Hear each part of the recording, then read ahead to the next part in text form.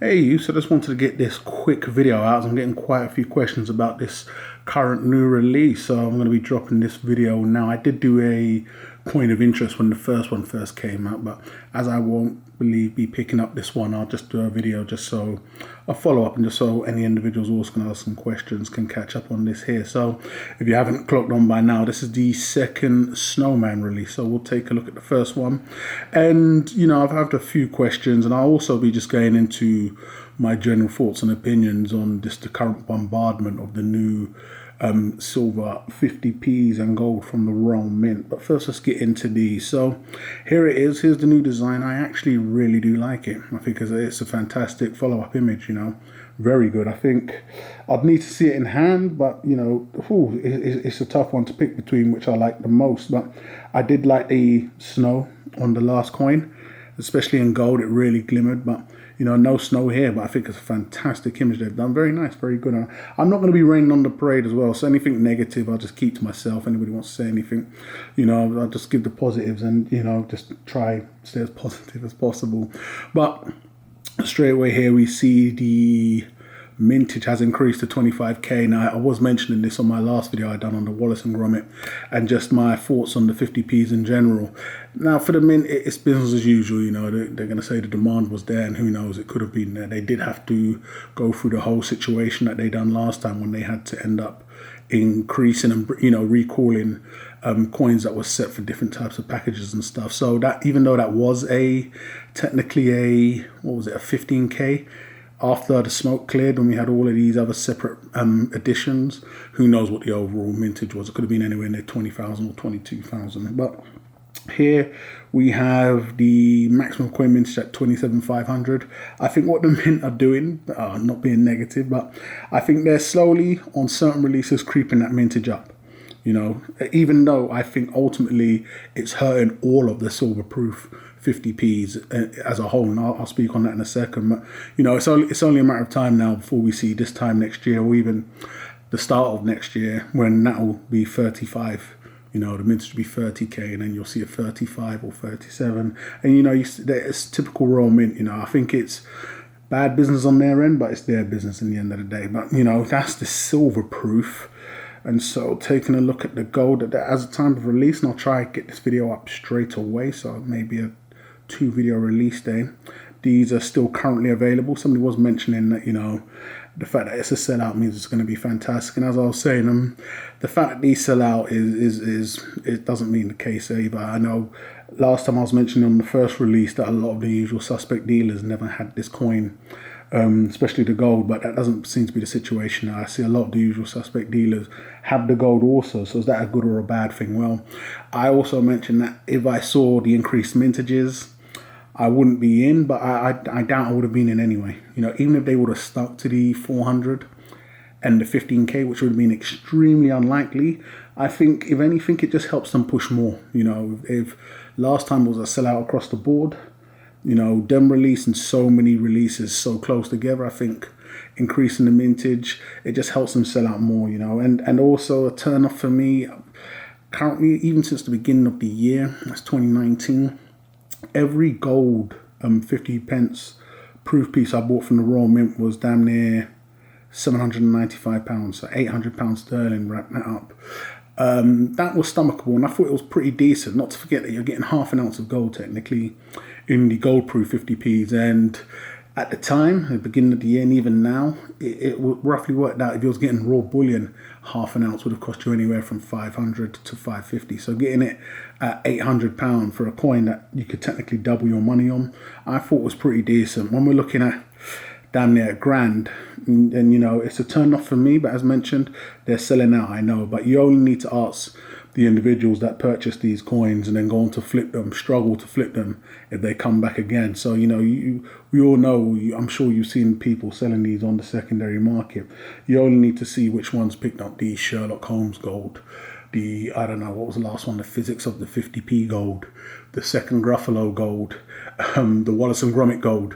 Do you still see the same sellers coming back, or do you see more sellers getting burnt and never coming back? And this is why I say over a period of time, you'll lose that portion of the people that pick up these types of coins. And it's a lot more than some may think. And I'm talking about the flippers in general here as we flick through the BU details. Yes, if you're a lover and a collector of these coins, I think it's a fantastic time for the average collector, picking up these coins and all the ones I just mentioned, because you have the pick of the litter. Once again, it's a great time to be alive for you guys. But if you want to pick up and, flip, and I was speaking with somebody that had absolutely no interest of flipping once upon a time, saw a video of mine, realized he had one of the hot coins, flipped it, made a very handsome profit, and he caught the bug. And that's just what happens sometimes. And who doesn't want to? Apparently a collector told me once they don't like, even though they're a raw collector, they still like knowing they can get the piece at a set price and it increasing. It gives them that warm gushy feeling inside. So, but nevertheless, I mean, my take on it is, I knew they would do this. I was mentioning it on the other video. I don't think it's a bad thing that they've done. I think it's business. I think when you have so many new releases as a whole, to the best of my knowledge, what do we have now? So you have the Sherlock Holmes. I'm just going from the ones I can reach back as far as, you had the silver proofs, you had the gold. I don't know if the silver proofs are still available, but they are. I don't see them going anywhere anytime soon. You had the physics of the 50p. I believe those are still available on the silver proofs. You had the Gruffalo silver, and that was a second release. I believe the silver proofs are still available. You have the Wallace and Gromit, as just was recently released. I brought the video out. I believe those silver proofs are still available. I think what this course of action does when you increase the mintages, especially on releases that you've already had out already, is that the silver proofs, the gold are such a small mintage that when you look at something like the Paddington Bear, they must have really peed somebody off for those to just be sitting on the shelves. And to answer the question that somebody was mentioning, I don't believe the mint are going to feel any type of pain if they sell one Paddington Bear or 1 million. Currently it doesn't mean nothing to the mint. If the mint was in any type of danger, which I highly doubt in terms of really slumped sales, I think that's the case. But, they wouldn't look to these types of big corporations, never do the right thing. They normally do the thing that leaves them stuck in the mud because they're just stuck in their own ways. They have dinosaur ways to them. But, they would need to really change things up, or in the long run, when you have individuals and people, it's an influencer's world nowadays. So when you've got people talking about your product online, whether you like it or not, or whether you do the same thing, it'll reach out to a different type of person, And in the long run, when they keep on doing releases and bringing them out on insane mintages and making a lot of people disgruntled, it will have a negative effect on their sales in the long run. Right now, the Royal Mint ain't hurting that they sold one Paddington Bear or whatever. But, I think with the current bombardment of releases, I think it's taken effect on the silver proofs on all of these releases. So if you wanted to pick up and flip these, for instance, and this is why I've steered clear and, kind of backed away from a lot of these coins, because I think anything, and I believe these were just all released within the space of a month. I think the Snowman could have easily waited till at least the end of November to really pump things up. As to, I'm not going to really talk on their business practice, but we just had the Wallace and Gromit, so I don't understand what the rush was for the release of this so fast.